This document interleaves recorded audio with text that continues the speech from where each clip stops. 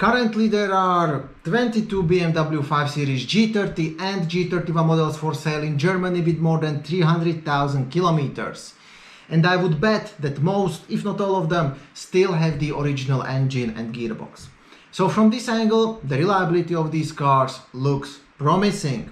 However, I did my research and I found minor as well as bigger, more expensive problems these cars can have. The complete full video about all the issues I found and things to check before buying is available to the channel members only. But don't worry, joining my channel will cost you almost nothing, while you will gain knowledge which can save you thousands. Meanwhile, let's finally check out 5 common problems of these cars. Here is a Black 5 Series with 370,000 kilometers, and if you focus a bit on the front of this car, then you will notice the first common problem. Yes, there is something wrong with that headlight. Long story short, the DRL LED lights, or the angel eyes we can call them, on the pre-facelift cars often become yellow like in this case, or they will simply stop shining. This is mostly caused by the melted plastic DRL light guide edge, but the LEDs themselves can break too. The second problem is related to the active air flaps.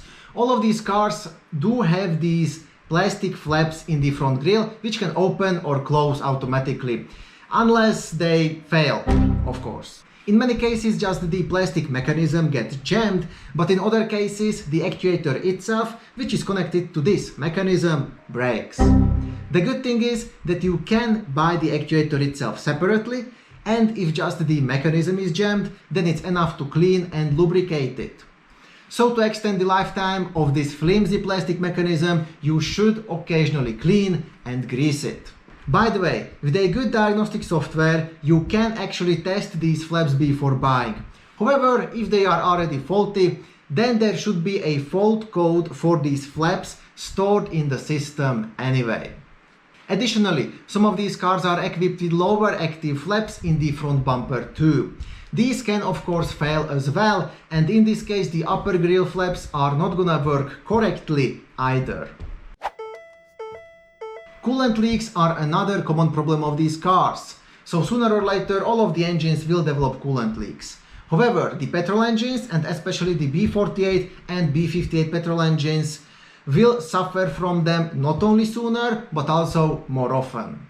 So let's check out some of the coolant leaks of these engines only. Both of these engines have that infamous plastic oil filter housing, which will crack at some point and let all the coolant out suddenly. So you can consider replacing this part even preventively. Then on the pre-facelift cars, there is a plastic coolant flange above the oil filter housing, which will leak at some point too, either because of the O-ring on it or because it simply cracks. So it is a good idea to replace this part together with the oil filter housing at the same time. The last coolant leak I will mention is related to the plastic pipes. On the pre-facelift cars, you should focus on these two thin plastic coolant pipes. The first is attached to the small coolant tank and the second is connected to the main coolant tank. Both of these pipes will sooner or later crack, so you should replace them preventively.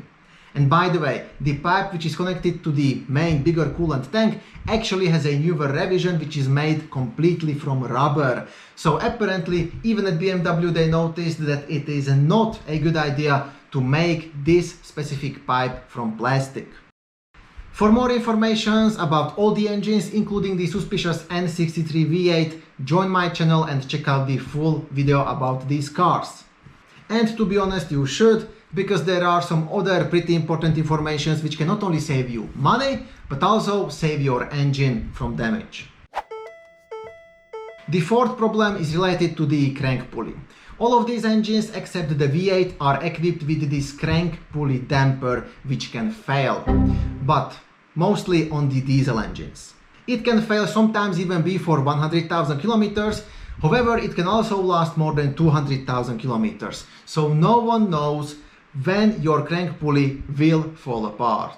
But when it finally falls apart, then the accessory belt jumps off, which will force you to stop the car.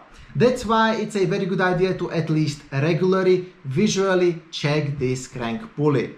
To avoid confusion, I have to clarify that these cars can be equipped with either the older classic type pulley or with the newer metallic type. Checking the older type is easy. If you see cracks on it, then it's better to replace it. But on the newer type, you can't see the condition of the rubber middle part, so in this case you have to focus on other signs of wear. For example, if the pulley is not centered properly, or in other words, if it's leaning to one side, then it's worn. If you see that the pulley is wobbling, then it's also worn.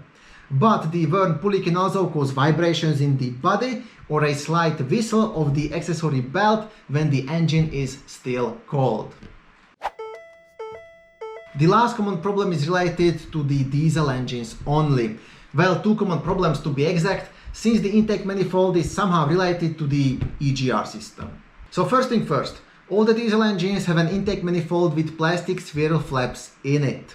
Over time, the whole intake gets more or less clogged with carbon soot, which is not very good because the soot will not only reduce the efficiency of the engine, but it will also clog up the sensitive spheral flap mechanism.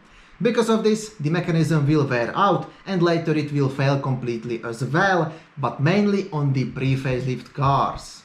This can happen even at around 100,000 kilometers, so it is definitely a good idea to preventively clean the whole intake.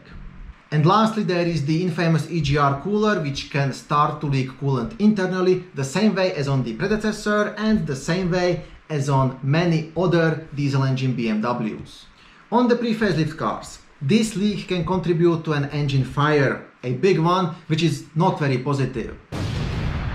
An early symptom of a leaking EGR cooler is disappearing coolant without any external leaks, so check your coolant level regularly. And another thing you should check is the VIN number of your car. Put it into the official BMW website or call the dealer to find out if your car is in the newest EGR cooler recall database, since there is still an ongoing recall for this problem.